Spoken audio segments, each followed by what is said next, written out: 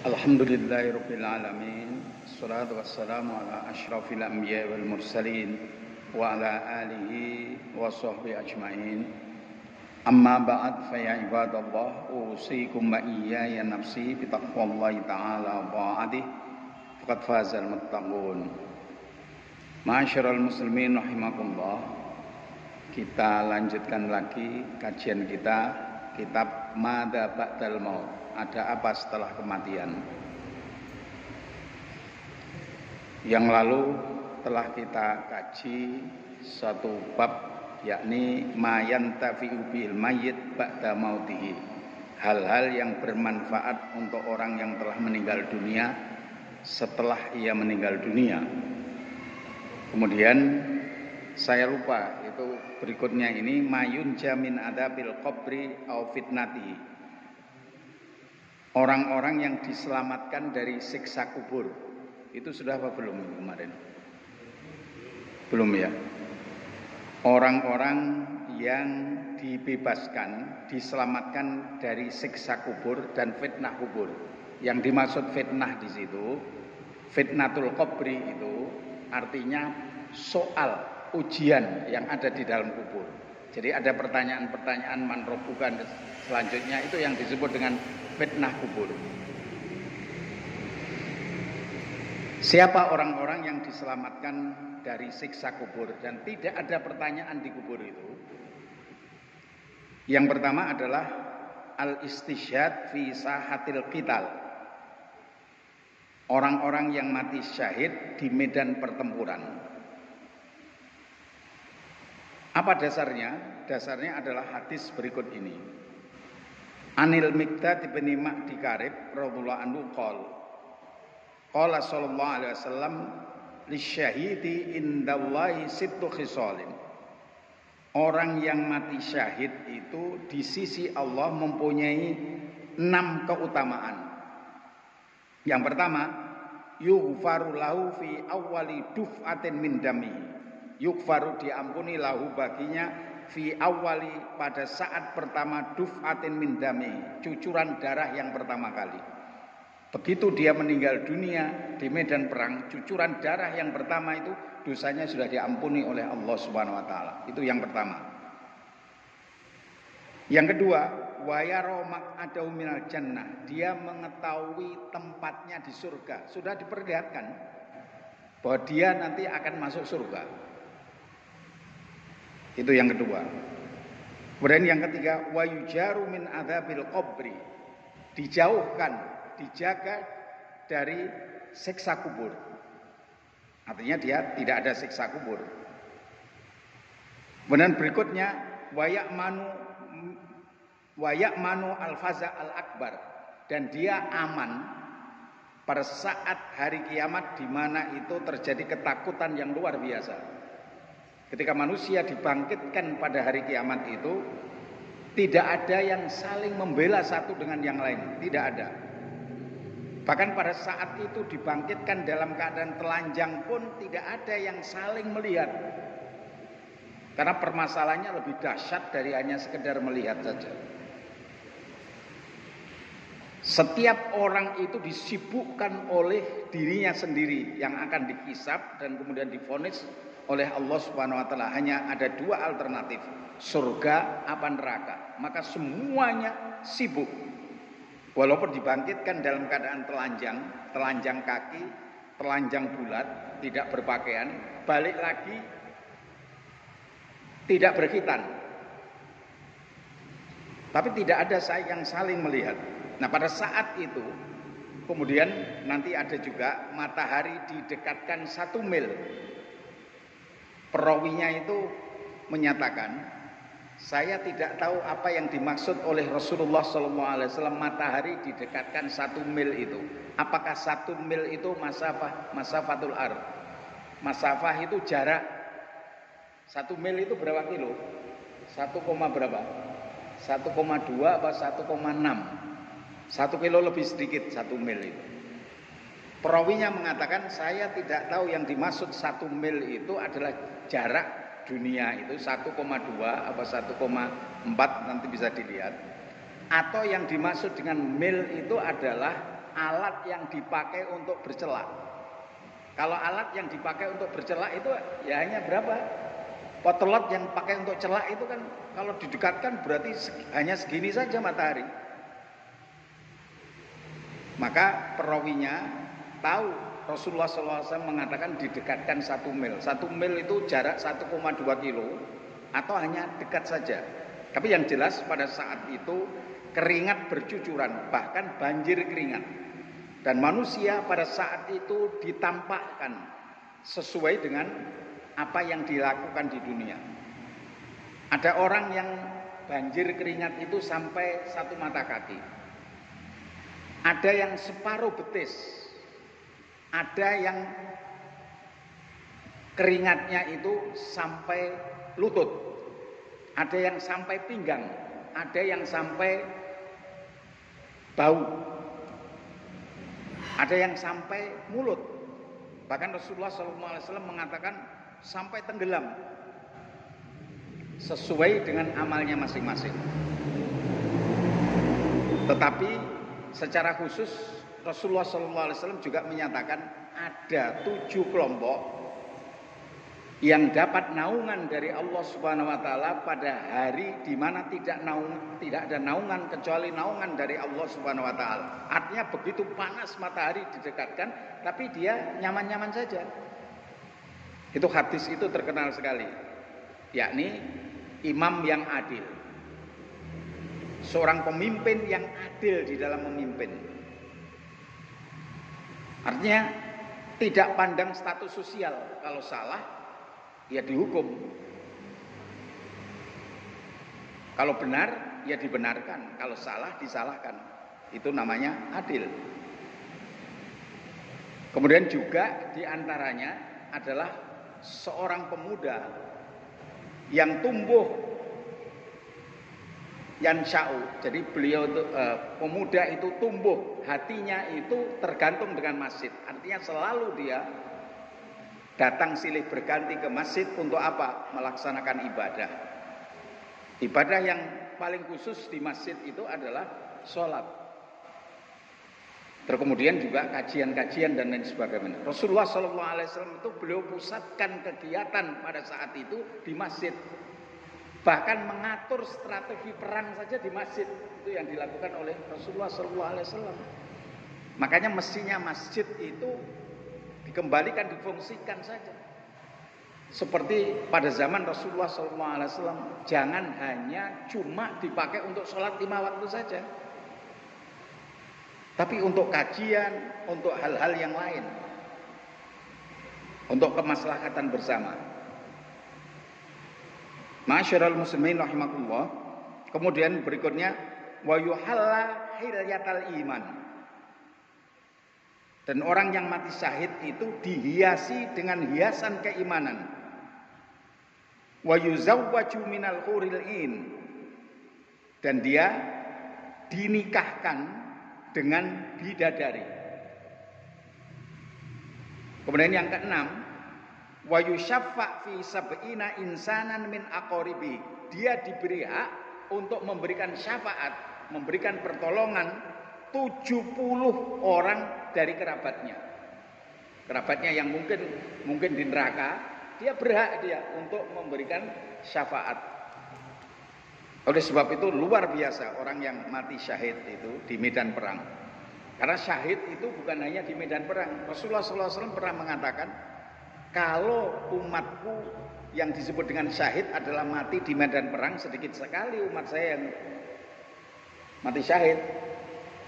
Padahal mati syahid itu bukan hanya itu saja, termasuk orang yang mati tertumbuk bangunan umpamanya, keblekan bangunan. Itu mati syahid. Orang itu mati syahid dan itu husnul khotimah di jalan Allah. Orang yang tentu saja pada saat itu dia tidak melakukan maksiat, bukan minum-minuman terus kemudian gedungnya roboh. Nah itu lain lagi, bukan itu. Mati tenggelam. Orang Jawa mengatakan kalap, itu husnul khotimah itu. Mati pada saat melahirkan. Nanti di sini juga mati pada saat dia sakit karena perut. Rasulullah SAW secara umum, orang yang mati karena perutnya, ada permasalahan di dalam perutnya itu, orang itu juga tidak ditanya nanti di alam kuburnya. Tidak ada pertanyaan kubur, tidak ada siksa kubur. Hadis ini tadi ditakhrij oleh At-Tirmidzi di dalam Sahih Sunan Tirmidzi. Kenapa kok Sahih Sunan Tirmidzi? At-Tirmidzi sebetulnya hadisnya namanya Sunan At-Tirmidzi. Kalau ada kata-kata Sahih Sunan Tirmidzi, ini adalah kitab Sunan Tirmidzi yang ditakhrij oleh Syekh Al-Albani rahimahullah. Artinya hadis-hadis yang lemah di dalam Tirmidzi menurut beliau itu disisihkan dan diberitahu ini lemah, ini lemah. Yang sahih minimal hasan adalah ini. Maka terbitlah kitab namanya Sahih Sunan Tirmidzi. Hanya yang sahih-sahih saja. Nah, kita orang belakangan ini sebetulnya lebih gampang kita itu belajar. Karena wis dipetani, wis dipilah-pilah. Yang tidak sahih sudah disisihkan oleh Syekh Al-Albani. Ini ulama, termasuk ulama kontemporer ini. Karena beliau meninggal pada tahun 1999. Baru berapa tahun? 21 tahun ya. Hafal ribuan hadis. Al-Quran jelas hafal, itu ribuan hadis hafal. Tapi tentu saja dia manusia biasa, kadang-kadang melakukan salah. Tidak boleh kita mengkultuskan beliau itu.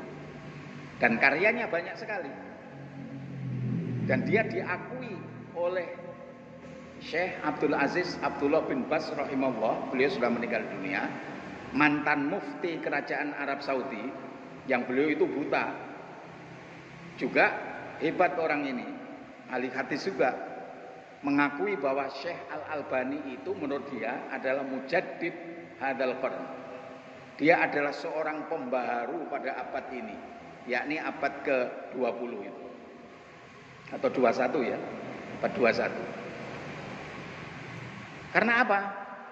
Karena beliau itu luar biasa, karyanya banyak sekali. Jadi hadis Sunan Tirmidzi itu ditakhrij, artinya diteliti lagi. Terus kemudian yang tidak sahih disisihkan atau diberitahu ini enggak sahih, yang sahih ini. Demikian juga Sunan Abi Dawud menjadi sahih Sunan Abi Dawud. Kemudian di dalam hadis yang lain juga begitu. Sunan Ibnu Majah menjadi sahih Sunan Ibnu Majah. Dan karya-karya beliau lagi banyak. Ada juga beliau mengarang kitab agak besar itu namanya Qamusul Bid'ah. Kamus Bid'ah bisa dikaji itu. Bid'ah itu di mana saja, itu dikumpulkan dalam satu kitab beliau namanya Qamusul Bid'ah.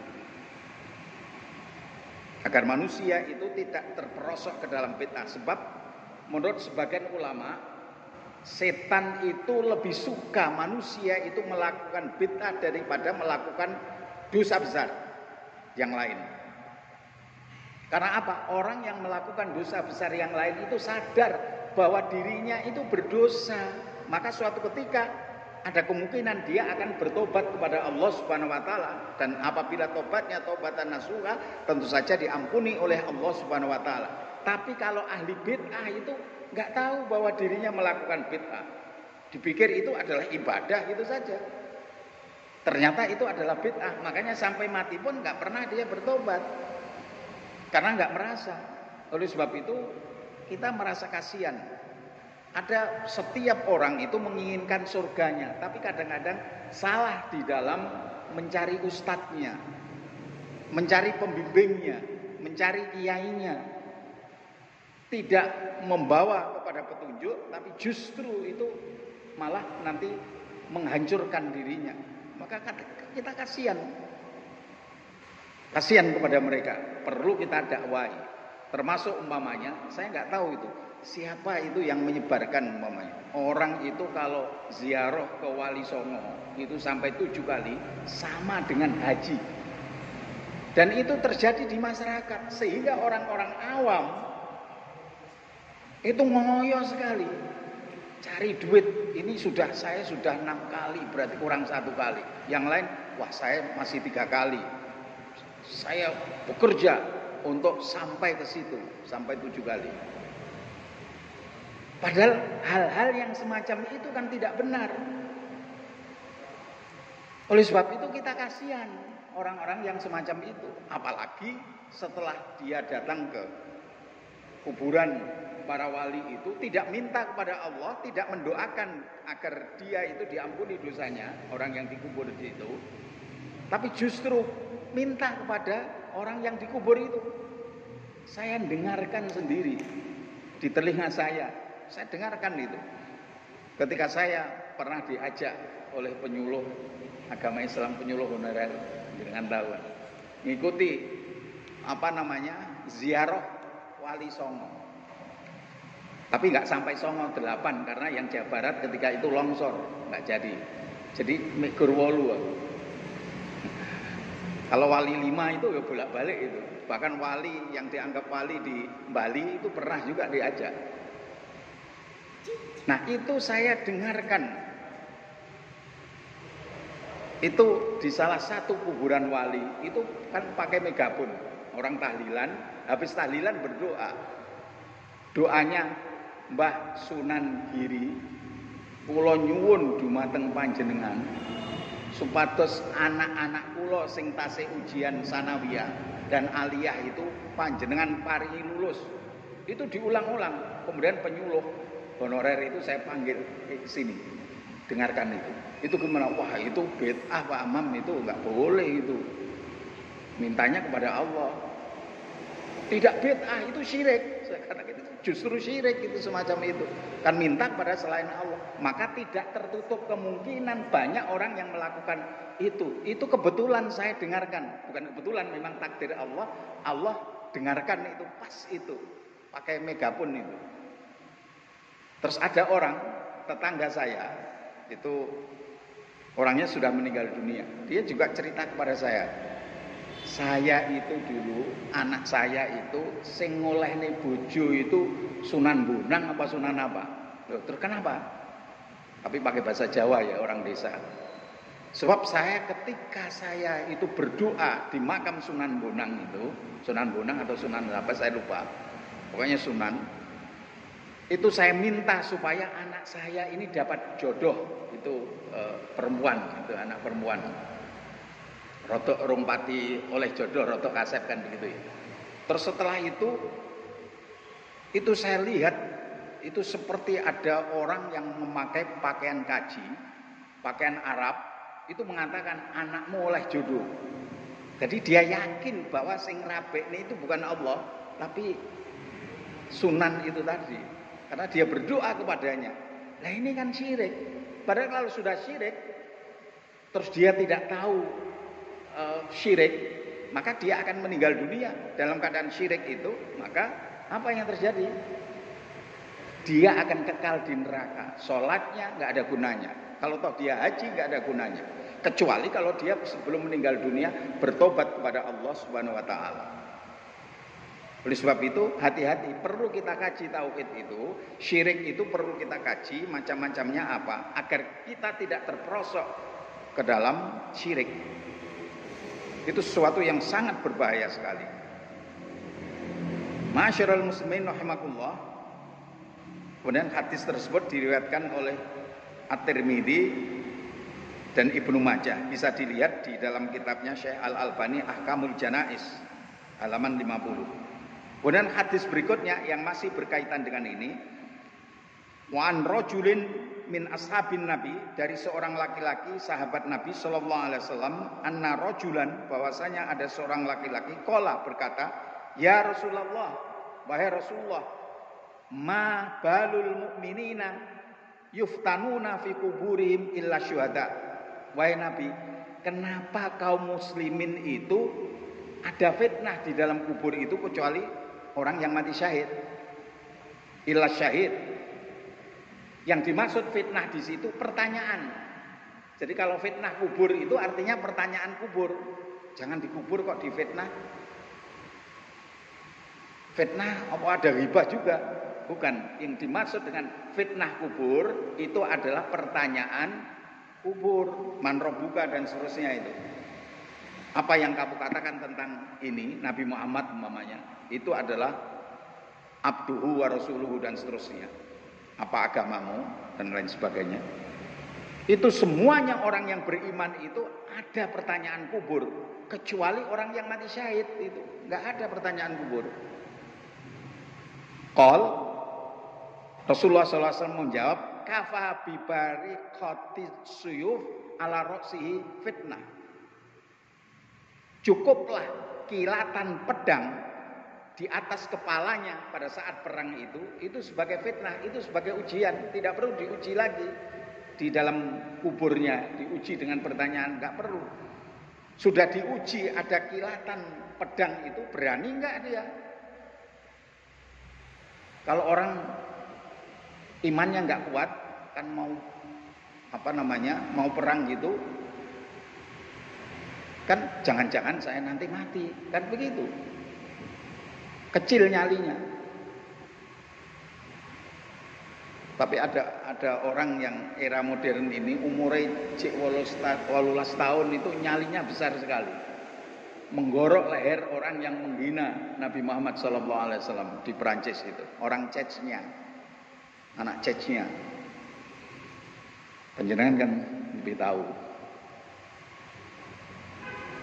Maka kaum muslimin untuk membalas itu memboikot produksi dari orang-orang Perancis. Nah, presidennya itu mengatakan ini nggak apa-apa, itu kebebasan berekspresi. Tapi ketika Presiden Brazil seingat saya itu mensejajarkan wajah istrinya, di sampingnya itu ada gorila gitu. Dia marah-marah. Kalau di WA benar apa tidak? Marah-marah. Terus Presiden Brazil juga mengatakan ini kebebasan berekspresi. Kenapa kamu larang? Kamu ketika orang-orang menghina Nabi Muhammad SAW, kamu nyatakan kebebasan berekspresi. Tapi kalau istrimu disejajarkan dengan hanya fotonya saja dengan gorila, kamu kok marah-marah? Ini gimana? Ini mestinya nggak bisa seperti itu. Tapi itulah yang terjadi. Di Indonesia yang saya tahu yang berani untuk memboikot produk Prancis itu Pondok Sitogiri. Sitogiri itu Pasuruan itu ya. Jadi susu SKM terus apa ya yang produk-produk Prancis termasuk Aqua itu kan produk Danone dari Prancis. Itu nggak mau beli. Nah, teriak-teriak Presiden Prancis kan teriak-teriak, jangan gitulah, ini kita menghormati kebebasan berekspresi. Lah orang-orang Kuwait dan lain sebagainya, negara-negara Arab itu juga mengatakan kami juga kebebasan, mau jual, mau tidak saya jual kan semau-mau gue juga. Dan begitu. Cuma di Indonesia itu saya nggak tahu itu. Kenapa itu tidak begitu merata itu ya orang Indonesia itu. Kita nggak tahu itu. Mungkin kalau di sini mungkin masih bisa, tapi nanti begitu keluar dari sini, cik tuku Aqua, cik tuku opo dan sebagainya. Oke, kita balik lagi ke sini. Jadi kenapa orang yang mati syahid itu tidak diuji lagi di alam kubur? Karena dia sudah diuji ketika peperangan itu. Kalau dia nggak punya nyali, nggak akan berani dia perang. Maka tidak perlu ujian lagi. Hadis ini ditakhrij oleh An-Nasa'i di dalam kitab Sahih Sunan An-Nasa'i dan yang lainnya. Yang oleh Syekh Al-Albani rahimahullah, ini hadis ini dianggap hadis sahih. Juga dikutip beliau di dalam kitab beliau namanya Ahkamul Janais wa Bid'ah, hukum jenazah dan bid'ah-bid'ahnya. Kemudian yang kedua, ar-ribatu fi sabilillah. Orang-orang yang keluar menjaga perbatasan wilayah Islam. Jadi tentara umpamanya yang menjaga wilayah perbatasan Islam dengan musuh itu dijaga. Yang sekarang ini di negara Uzbekistan kan lagi perang dengan Armenia. Uzbekistan itu mayoritas agamanya Islam, sedangkan Armenia itu non-Islam. Rebutan suatu wilayah Nagorno-Karabakh kalau tidak salah, sedang berkecamuk. Nah kadang-kadang kita itu alah bene, mestinya kan sesama muslim itu kalau dicubit kita harus merasa sakit dong. Uzbekistan itu didolimi, itu mau diambil, mau dicaplok oleh Armenia itu. Ya kita mestinya minimal mendoakan. Mudah-mudahan Allah memenangkan pasukan Uzbekistan yang mayoritas muslim itu. Ini lagi berperang itu. Tapi kadang-kadang kita nggak ada seperti itu. Padahal Rasulullah SAW menggambarkan orang mukmin yang satu dengan yang lainnya itu seperti tubuh. Apabila satu tubuh itu sakit, semuanya akan merasa sakit, merasa meriang, nggak bisa tidur. Jadi umpamanya kaki kita cantengen, apakah mata kita nyukuri? Syukur, cantengen. Kesandung, godres-godres, syukur. Enggak, mata kita juga ikut sakit, walaupun sing sakit kono. Nah, orang muslim itu mestinya seperti itu. Itu yang digambarkan oleh Rasulullah SAW. Akan tetapi ini jarang terwujud. Ada saudara kita di mana itu didolimi, ya kita tenang-tenang saja. Yang penting ini Indonesia kan enak. Yang penting kita itu nasionalan saja lah. Kadang-kadang nggak terasa juga bahwa di Indonesia di sudut-sudut kan juga nggak terasa. Mbuh wis sajane manungsa apa kita itu. Kalau kita kok menengai, kalau Buya Hamka kok orang semacam itu wis pakainya diganti kain kafan saja lah. Kalau Islam itu digitukan kok menengai, acuh saja. Yang penting duduk aku dan seterusnya dan seterusnya. Ya, kita balik lagi ke sini. Jadi itu tadi mati syahid itu bisa kita usahakan di medan perang. Termasuk ini bisa diusahakan juga berjaga-jaga. Tapi kita itu bukan tentara. Kalau sistem itu sistem yang sekarang itu tentu saja kita nggak bisa kecuali ada mobilisasi massa umpamanya. Masyarakat harus ikut jaga juga di perbatasan. Nah, bisa masuk di sini ini. Hadisnya adalah An Salman radhiyallahu anhu qala Rasulullah sallallahu alaihi wasallam ribatu yaumin wa lailatin khairun min siyami syahrin wa qiyami.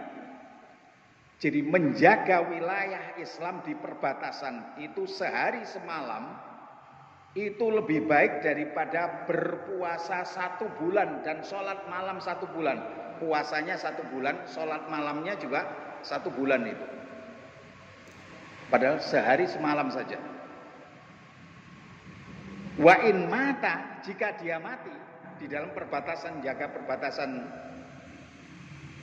negara Islam itu, dia mati, jaro alaihi amalu.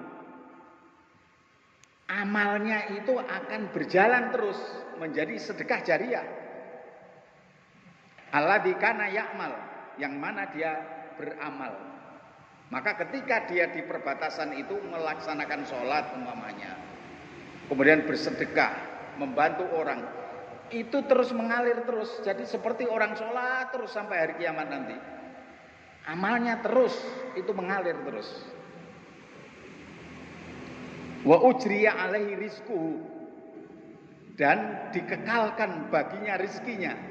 Wa amina minal futan, dan dia aman dari fitnah-fitnah, termasuk fitnah kubur itu. Tidak ada pertanyaan. Ma'asyiral muslimin rahimakumullah. Hadis ini ditakhrij oleh Muslim, hadis nomor 1913. Di dalam hadis yang lain dari Salman qala Rasulullah sallallahu alaihi wasallam, beliau menyatakan kullu mayyitin, setiap orang yang meninggal dunia itu yukhtamu ala amali, ditutup amalnya sudah selesai. Illal murabit fi sabilillah, kecuali orang yang menjaga perbatasan wilayah Islam di jalan Allah karena Allah Subhanahu wa taala, lillah. Fa innahu sesungguhnya amalnya dia yunma dikembangkan lahu untuknya amaluhu ila yaumil kiamah pada hari kiamat terus berkembang. Jadi kalau dia melakukan sholat 5 waktu itu terus berkembang terus. Kalau dia di perbatasan itu dia bersedekah, nah dia terus berkembang terus amalnya ini. Kalau orang yang siapapun mati kan sudah selesai, ini berkembang. Wa yu'manu fitnatul qabr, dan dia aman dari fitnah kubur, tidak ada pertanyaan di kubur. Ma'asyiral muslimin rahimakumullah. Kemudian yang ketiga, al-mautu bida'il batni, orang yang meninggal dunia karena sakit perut. Kalau ini nggak bisa kita usahakan karena takdir ini. Nggak bisa umpamanya, ayo kita sakit perut, ben mati pas hari ini kita sakit perut, nggak bisa, itu takdir. An Abdillah bin Yasar qala kuntu jalisan wa Sulaiman bin Surat wa Khalid bin Urfudah. Saya Abdullah bin Yasar duduk bersama dengan Sulaiman bin Suratin dan Khalid bin Urfudah, fadzakaru anna rajulan tuwfiya. Bertiga ini sedang berdiskusi menyebutkan tentang ada seorang laki-laki yang tuwfiya meninggal dunia, mata bibatni meninggal dunia karena sakit perutnya, ada permasalahan di perutnya. Fa idahuma yastahiyani ayyakuna syuhada janazati. Keduanya yakni Sulaiman bin Surat dan Khalid bin Urfudah itu berkeinginan sekali untuk menjadi saksi terhadap jenazahnya itu. Maka faqala ahaduma lil akhar, salah satunya ngomong pada yang lain, alam yakul Rasulullah sallallahu alaihi wasallam man yaqtuluhu batnuhu fala yu'adzaba fi qabri. Bukankah Rasulullah sallallahu alaihi wasallam dulu itu pernah bersabda, barang siapa yang mati karena permasalahan perutnya, karena sakit perut, maka sekali-kali orang tersebut tidak akan disiksa di kuburnya. Faqala al-akhar, yang lain mengatakan bala, iya. Dalam riwayat yang lain sodakta, benar. Artinya orang yang mati karena sakit perut itu tidak akan disiksa di kubur. Padahal di dalam hadis yang lain, kalau orang itu selamat di kubur, maka di akhirat itu lebih mudah lagi. Dia akan masuk surga. Fama ba'dahu aisar, kata Nabi. Kalau selamat di alam barzah, maka setelah itu lebih mudah. Ma'asyiral muslimin rahimakumullah, hadis ini ditakhrij oleh An-Nasa'i dan At-Tirmidzi dan yang lainnya. Kemudian yang keempat ini bisa kita usahakan. Maka usahakan qiraatu surati Tabarak. Membaca sebelum tidur, membaca surat Al-Mulk. Di dalam Al-Hadis disebut surah Tabarak. Hanya 30 ayat kan itu. Panjenengan praktekkan apa mboten?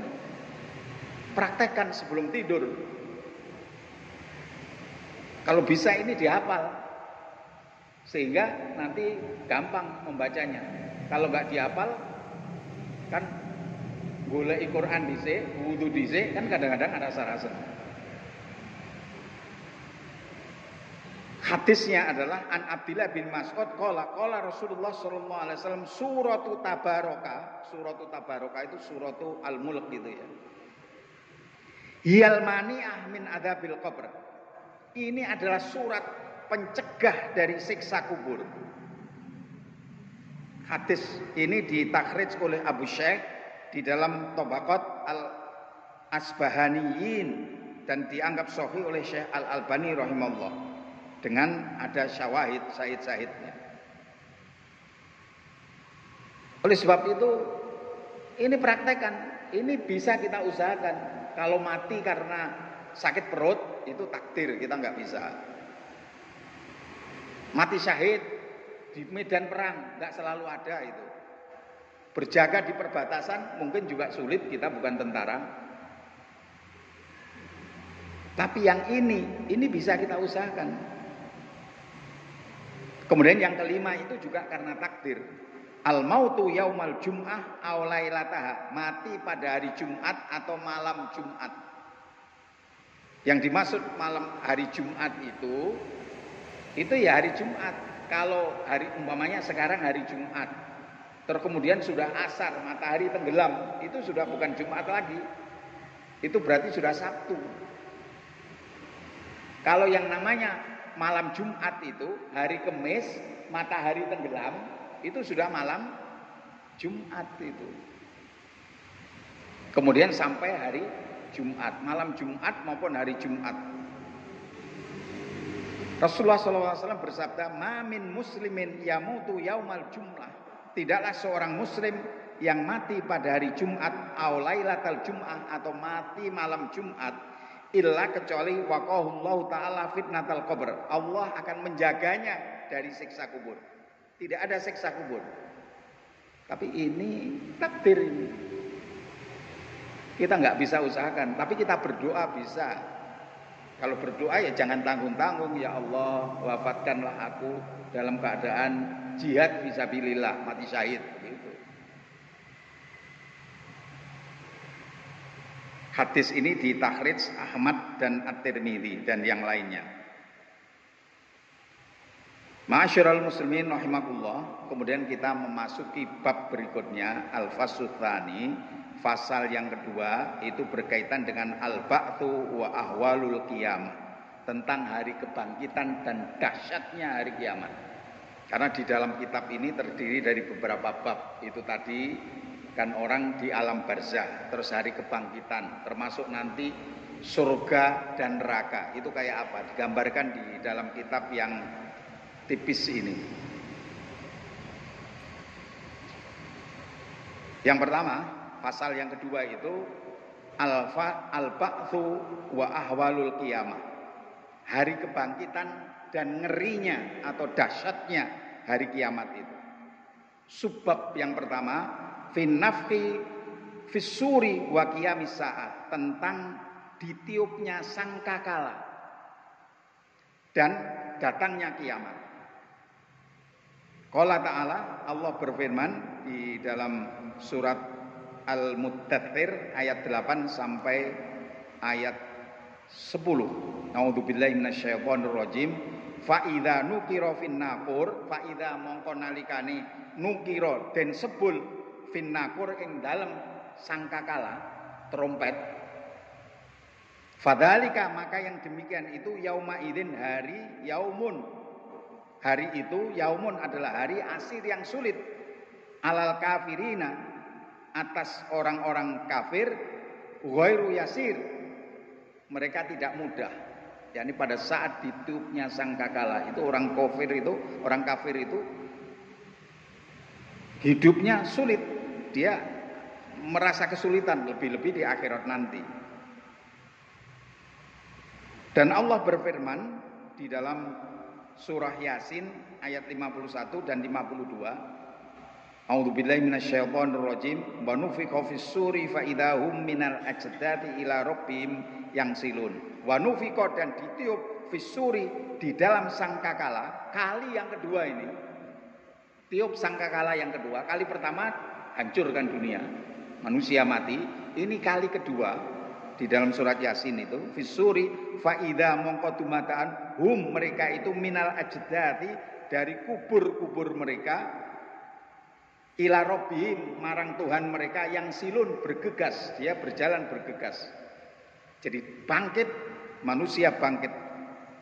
Qalu, dan mereka mengatakan, ya wailana, wahai celaka kami, mamba'atana mim marqadina, siapa yang membangkitkan kami dari tempat tidur kami, dari alam kubur itu, siapa? Hadza ma wa'atar rahman, ini adalah apa yang dijanjikan oleh Allah yang Maha Pengasih. Wa sadaqal mursalu, dan benarlah para rasul yang diutus itu yang menyatakan ada hari kebangkitan. Maka kalau ada orang yang tidak percaya kepada hari kiamat itu sulit itu dipegang omongannya. Kalau berjanji mungkin dia bohong, karena nggak apa-apa, bohong nggak masalah. Sing penting dapat dudukan. Dibohongi kan orang Indonesia atau orang-orang itu kan gampang lupa tuh ya, gampang lupa. Janji-janji sing daki-daki, setelah itu tidak dilaksanakan. Memang inginnya itu tidak dilaksanakan sebab iki angel untuk dilaksanakan. Maka saya janji yang muluk-muluk. Setelah itu enggak dilaksanakan.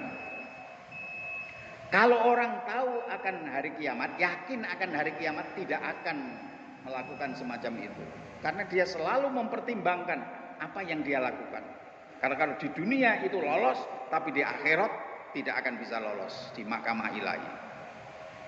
Itu di antara hikmah percaya kepada hari kiamat itu, orang akan selalu